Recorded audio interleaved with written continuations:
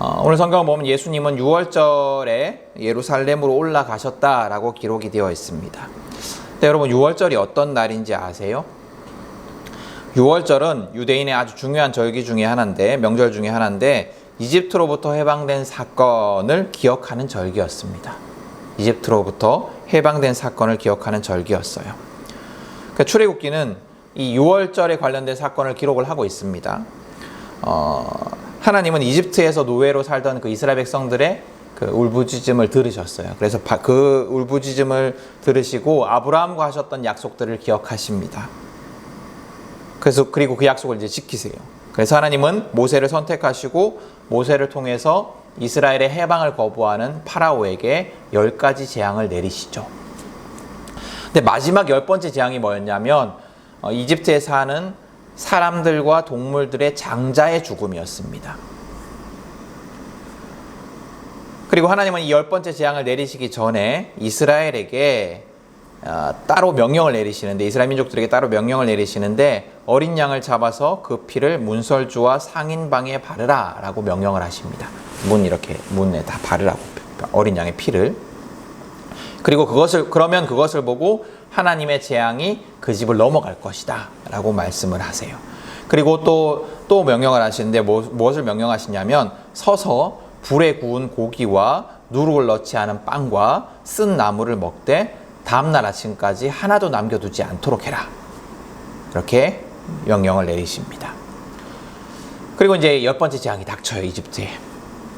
그리고 이 재앙 직후에 파라오는 더 이상 견디지 못하고 이스라엘을 이집트로부터 떠나도록 허락을 합니다. 하나님은 이 날을 대대로 기억하여서 이 예식을 지키라고 명령을 하십니다. 그게 이제 6월절의 기원이에요. 그러니까 6월절은 그 날의 의미 자체가 폭력과 억압으로부터 얻은 자유와 해방의 의미를 가지고 있습니다. 그 날 자체의 의미가 그런 거예요. 폭력과 억압으로부터의 자유와 해방. 마치 3.1절과 비슷하죠. 3.1절과 비슷하죠. 그래서 6월절은 이집트의 압제와 폭력과 착취로부터 하나님이 이스라엘을 구원하여 주신 날입니다. 근데 이 자유와 해방의 날에 예수님이 뭘 하시는지를 보세요. 오늘 성경을 한번 보세요. 예수님은 성전뜰에 들어가셔서 양과 소를 내쫓으시고 돈 바꿔주는 사람들의 돈을 쏟으시고 상을 둘러 엎으십니다. 자, 이게 무슨 일일까요? 왜 예수님이 이러실까요? 이 6월절에는 이제 그 전국에서 이스라엘 전역에서 많은 사람들이 성전에 와서 이제 제사를 드렸다고 해요. 그래서 제물을 바쳤는데 그 제물을 바칠 동물들을 집에서부터 예루살렘까지 가지고 오는 게 굉장히 힘들었겠죠. 예루살렘에 사는 사람들은 상관없었겠지만, 혹은 예루살렘 근교에 사는 사람들은 상관없었겠지만, 저 멀리서부터 뭐 양과 소를 몰고 오기가 힘들었을 거예요. 그래서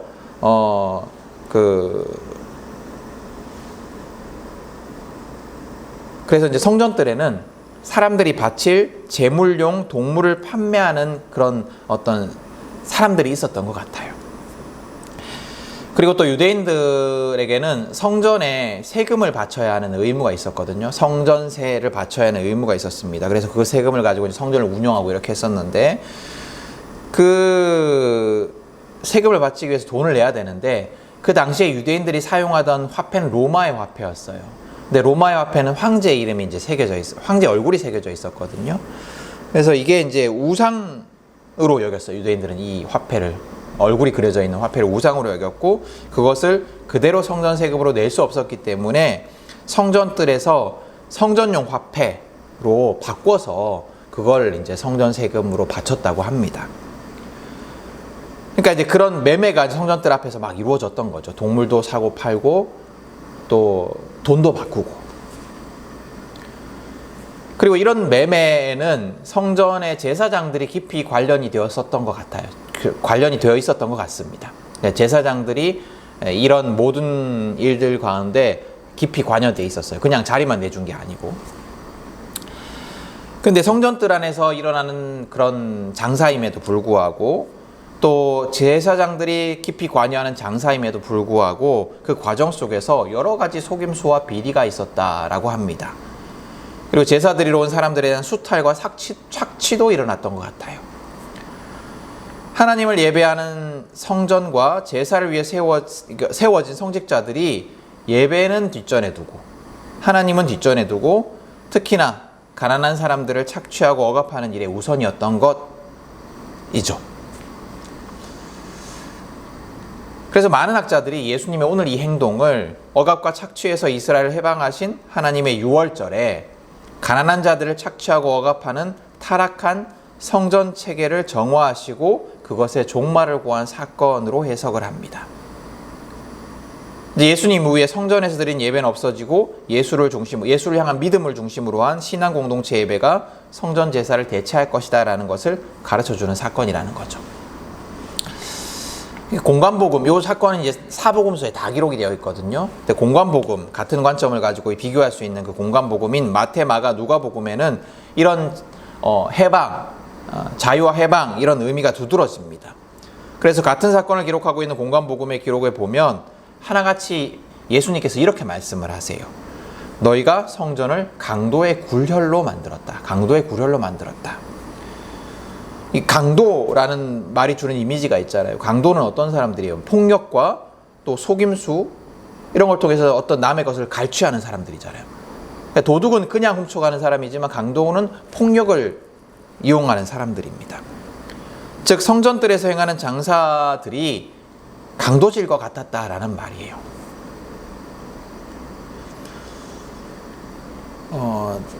최근에 이제 외국인들이 많이 찾는 관광 재래시장에 바가지 상행위가 막 이슈가 돼서 뉴스에 보도되고 있죠.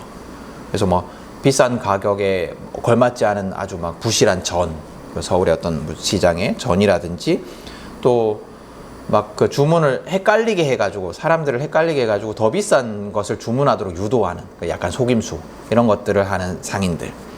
그리고 이제 최근에는 서문시장에 그 사건이 하나 이제 뉴스화됐는데 일본인 유튜버가 이제 와가지고 모자를 사려고 했는데 모자를 20만 원이라고 이제 팔았다고 해요. 그 모자를 서문시장 그 매대에 있는 모자를 밍크 모자라고. 근데 알고 보니 중국산이었고 뭐 중국산이라도 밍크면 비쌀 수 있는데 우리가 잘 알잖아요. 서문시장에 그 밖에 그 20만 원짜리 모자를 갖다 놓고 팔지 않을 거잖아요, 그렇죠? 그러니까 그런 것들이 보도되기도 했습니다. 또 뭐 지속적으로 이제 일부 중고차 매매상들의 사기 피해 이런 것들도 보도되죠. 뭐 가짜 매물 올려놓고 그걸 보러 갔더니만은 막 그 손님들을 막 협박하고 이렇게 해서 터무니없이 비싸게 다른 자동차를 사게 하는 그런 일들. 아마 이런 일들과 비슷한 속임수와 협박과 착취가 그 성전 뜰 안에서 이루어지는 그 장사 안에도 있었던 것 같아요. 근데 앞서 말씀드린 그런 어떤 뭐 사기나 이런 사건들, 뭐 중고차나 시장에서 이루어지는 그런 사건들의 피해자들을 보면 어떤 사람들이 피해를 받냐면 정보가 잘 없고 대항하기 힘든 외국인들이나 또 사회 초년생들, 그리고 어르신들 이런 사람들이 잘 속고 잘 피해를 봅니다. 마찬가지로 당시 성전거래의 비리의 피해자들도 가난하고 지식이 없거나 정보가 부족한 저 외지 사람들이었을 거예요. 그 이방 땅의 노예였던 약자였던 이스라엘을 구원하신 하나님의 은혜를 기억하는 6월절에 하나님을 예배하는 성전 뜰 안에서 약자들에 대한 착취가 일어나고 있었던 거죠. 굉장히 아이러니한 그런 모습이죠. 예수님 얼마나 화가 나셨을까요? 근데 오늘 우리가 읽은 그 성경 요한복음의 주된 관심은 공관복음서, 다른 복음서들과는 조금 다른 것 같아요. 왜냐하면 요한복음에는 강도의 굴혈이라는 단어가 등장하지 않습니다. 대신에 예수님이 이렇게 말씀을 하세요. 내 아버지의 집을 장사하는 집으로 만들지 말라.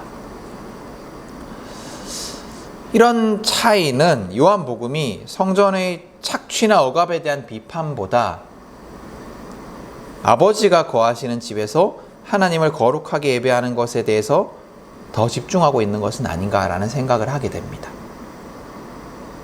그러니까 어떤 착취나 비리에 대한 비판도 있겠지만 그것보다는 더 거룩한 성전, 하나님 예배하는 성전에서 거룩하지 못한 행위에 대한 어떤 비판 이런 것들이 더 주가 되지 않을까라고 생각하게 되는 거죠.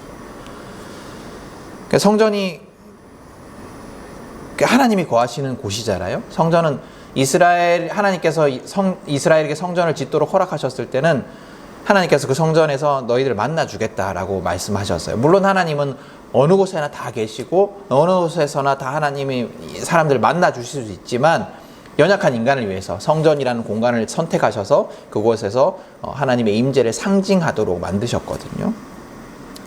근데 이제 그런 성전이 그 본래 의미는 잃어버리고 이제 착취와 억압의 공간이 되었던 거죠. 근데 요한복음은 그것에 더하여서 무엇에 더 집중하고 있냐면 하나님이 거하시는 곳이 거룩하지 못한 곳이 된 것에 대한 비판의 의미가 더 강한 것 같아요. 하나님이 임재하시는 것, 거룩하신 하나님이 계시는 곳이 거룩하지 못한 상황이 된 것. 이걸 우리에게 적용해 보면 다시 말하면 하나님이 주인 되시는 하나님께 집중하는 예배가, 하나님께 집중해야 하는 예배가 그 본래 의미는 잃어버리고 사람들의 욕심을 이루기 위한 수단이 되어버린 것에 대한 비판인 거죠. 성전은 하나님을 제사해야 되는, 하나님을 예배해야 되는 곳인데 그곳에서 그 제사를 핑계로, 제사를 빌미로 다른 사람들을 착취하는, 자기 배를 불리는 일에 열중한 그런 이스라엘의 모습을 비판하신 겁니다. 제가 자주, 우리 광고에 나오지만 자주 예배 시간에 대해서 강조를 해요. 일찍 오시라고. 몇 주 전에 여러분들이 다 지각한 날이 있었어요. 그죠? 그래서 그날 근데 이런 생각이 들더라고요. 만약에 이날 다른 곳에서 외부 설교자가 오셨는데 다 늦었으면 어땠을까? 참 이게 그분에게 부끄럽고 죄송한 일이었겠다라는 생각이 들었어요. 근데 또 그런 생각이 드는 거예요. 그 외부 설교자는 사람에 대해서도 그런 마음이 드는데 예배가 하나님을 만나는 자리잖아요. 또 하나님을 찬양하고 경배하는 자리잖아요. 그럼 하나님이 와 계시는 거죠. 하나님이 와 계시는 거예요. 하나님은 언제나 계시지만 특별히 예배 자리에 와 계시는 거예요. 근데 하나님이 이 자리에 와 계시는데 우리가 미리 와서 하나님을 맞이하지 못하고 늦는 것이 얼마나 하나님 앞에 죄송하고 부끄러운 일일까. 사람에 대해서도 그런데 하나님에 대해서는 얼마나 더 부끄럽고 죄송한 일인가. 이게 단순히 시간에 대해서 말씀드리는 게 아니에요.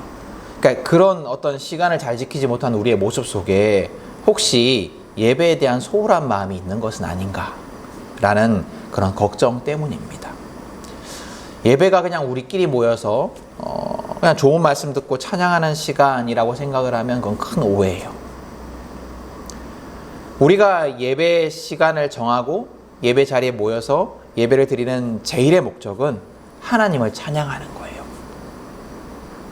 하나님을 경배하고 하나님의 음성을 들으며 그 가르침에 복종하는 것이 예배의 제일의 목적이에요. 그리고 그 다음에서 우리의 교제가 있는 거죠. 그게 예배예요. 예배는 하나님을 더 깊이 의식하는 시간. 늘 하나님을 우리가 인식해야 되고 하나님을 의식해야 하지만 더 깊이 집중해서 하나님을 의식하는 시간, 또 더 깊이 하나님을 만나는 시간이 예배의 시간입니다.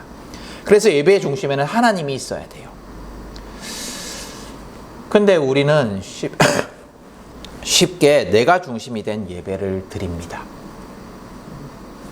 내가 은혜 받는 예배, 내가 마음이 편해지는 예배, 내가 감동받는 예배, 또 내 소원이 이루어지는 예배를 찾아요.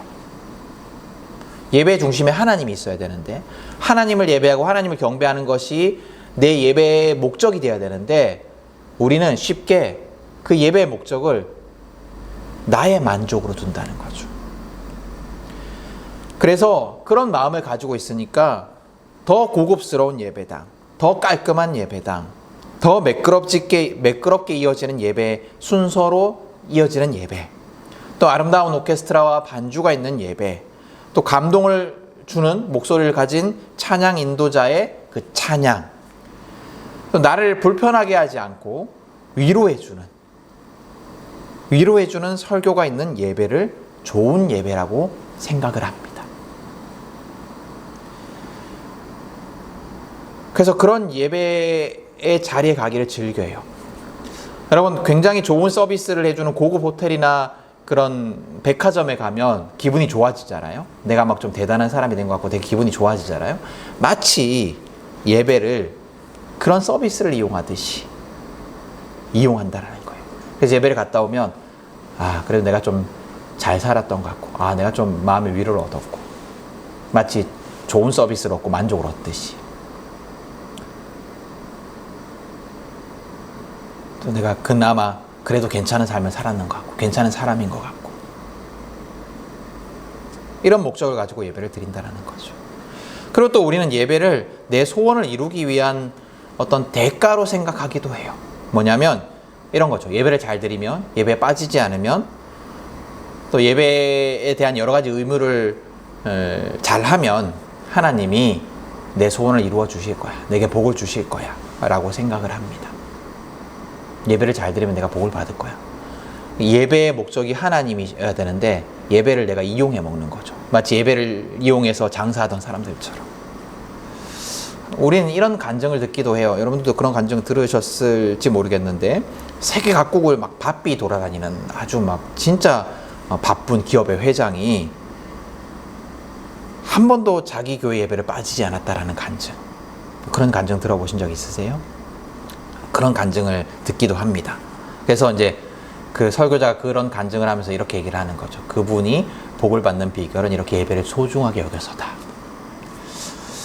저는 그 기업의 회장님의 예배를 향한 열정에 대해서 평가하려고 하는 게 아니에요. 정말 그 소중하게 여기는 마음을 저는 좋게 생각을 합니다. 근데 뭘 비판하고자 하는 거냐면 그 이야기를 하면서 그게 복을 받는 비결이라고 말하는 설교자의 그 생각을 비판하는 거예요. 왜냐하면 그런 생각들이 예배가 하나님을 위한 것이 아니라 내 복을 위한 수단이라고 여기게 만들기 때문입니다. 그래서 그 설교를 듣는 사람들이 대부분이 그렇게 생각을 하겠죠. 그래, 나도 예배를 잘 드려서 복을 받아야겠다.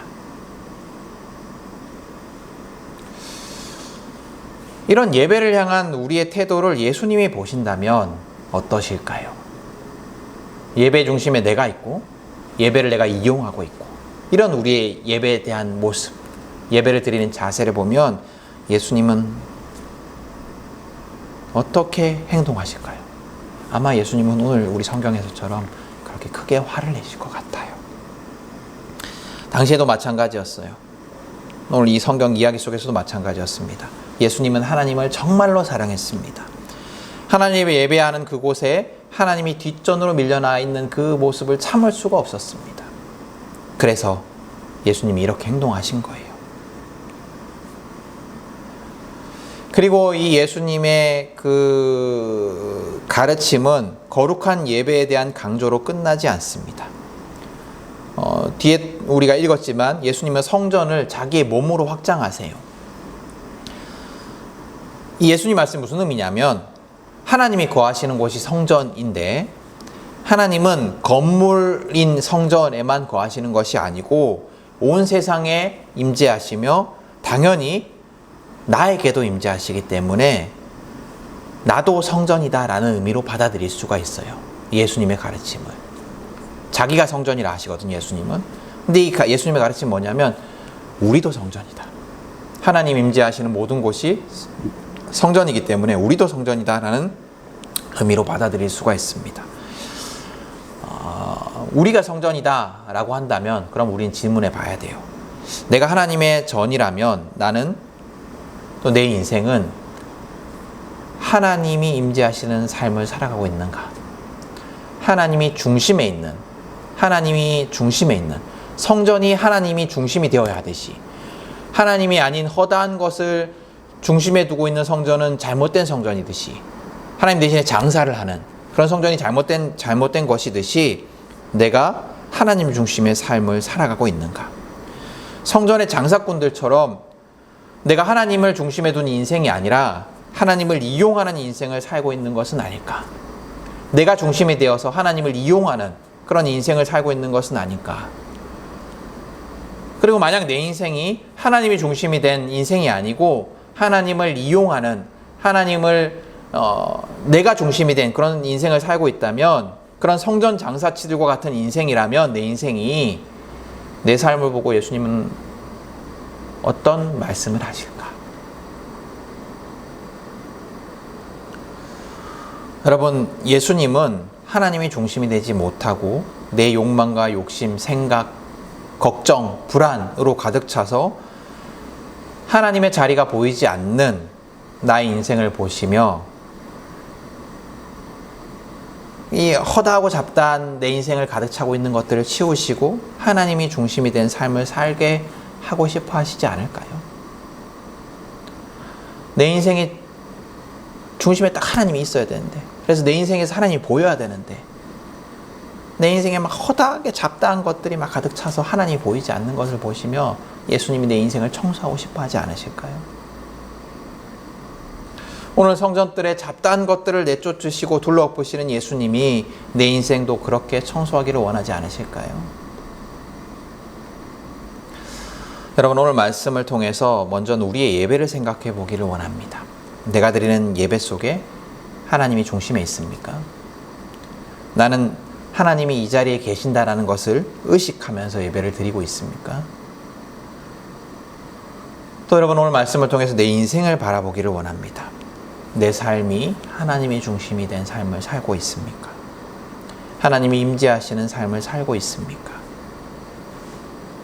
혹시 내 인생에 다른 허다한 것들 때문에, 다른 욕망과 걱정과 불안 때문에 하나님의 자리가 보이지 않는 것은 아닙니까? 하나님이 저 구석에 물러나 있지 않습니까? 성전뜰에서 장사하던 사람들처럼 하나님이 중심에 있기는커녕 하나님을 이용해서 내 욕망을 채우고 있지는 않습니까?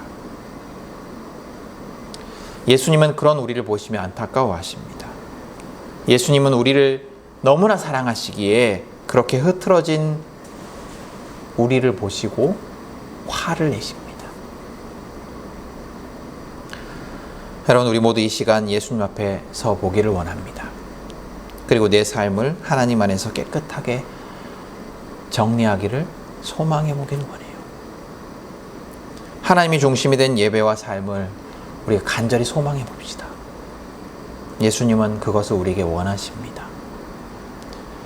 하나님이 중심이 된 예배와 삶을 살아가는 우리가 되기를 예수님은 원하세요. 그런 우리를 통해서 하나님이 영광 받으실 것입니다. 그런 우리를 하나님이 기뻐하실 것입니다. 그 하나님의 영광과 기쁨에 동참하는 우리 모두가 될 수 있기를 축복합니다.